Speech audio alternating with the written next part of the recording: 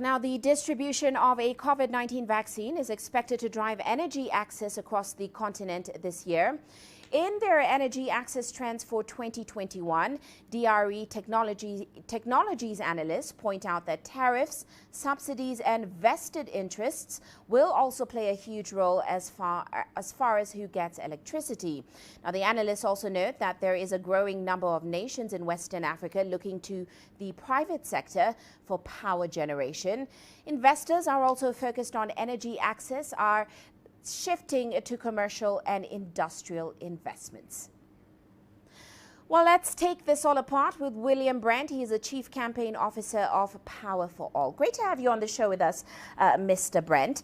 Well, let's start off with the fact that the energy access sector was hard hit by the COVID-19 crisis. In fact, experts say it is in crisis. For example, some research revealed that over 50% of companies in the off-grid renewable energy sector probably had to close their businesses last year. So how do you see this reality changing the picture for energy access on the continent going forward?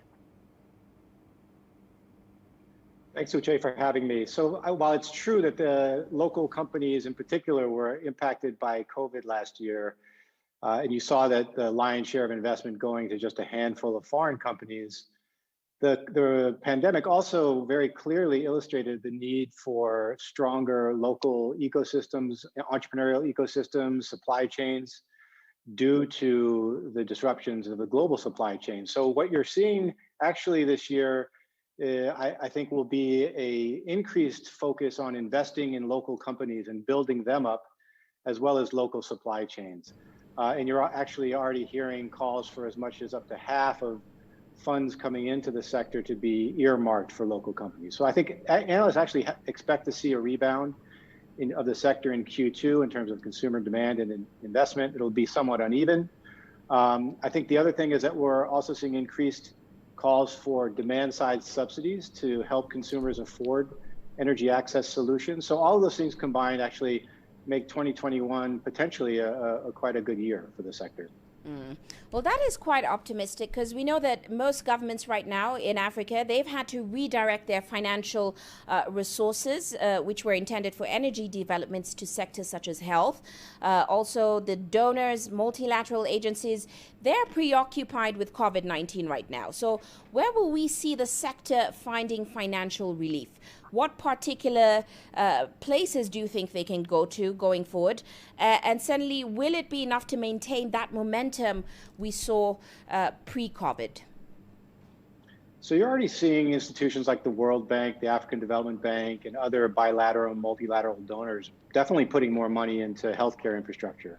There's a huge number of rural health clinics in Africa in particular that are still unelectrified. So I think you're definitely going to see an increased investment across the board in healthcare. There's also a rising call for more climate finance into the energy access space. COP26 is this year, and I would expect that you're going to see a lot more climate finance coming into the energy access sector that was previously absent. At the same time, you have bilateral donors like the Ayrton Fund in the UK, USAID in the United States. With the new Biden administration, USAID will actually be a cabinet level position. You're going to see a lot more interest in renewables and pushing renewables internationally as well, including in Africa, coming from those countries, I expect. Lastly, I would just say that there are a number of organizations like the Rockefeller Foundation, which are trying to pool concessionary finance so that they can crowd in additional finance. So Rockefeller's committed to $1 billion already over the next 3 years to invest in energy access and decentralized renewables, and they're looking to crowd in additional money. They've already got a $2 billion commitment from the U.S. International Finance Development Corporation. And I think lastly, you'll probably see infrastructure capital as well as more commercial capital starting to take a serious look at energy access again after they did a couple of years ago and then decided to hold off. Well, overall, how do you think COVID-19 will influence Africa's move towards renewable energy?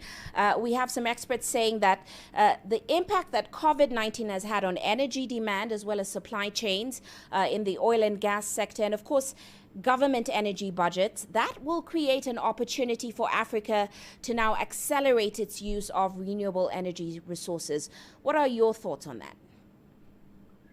I think Africa's always had the opportunity to be a global leader in adoption of renewable energy, and the handwriting's on the wall already. That we're in the early stages of a global energy transition, and I do think, and I feel confident that African leadership will take the opportunity to leapfrog into a whole other different paradigm in terms of energy infrastructure. Coal is already on a death spiral, despite China and Japan's efforts to,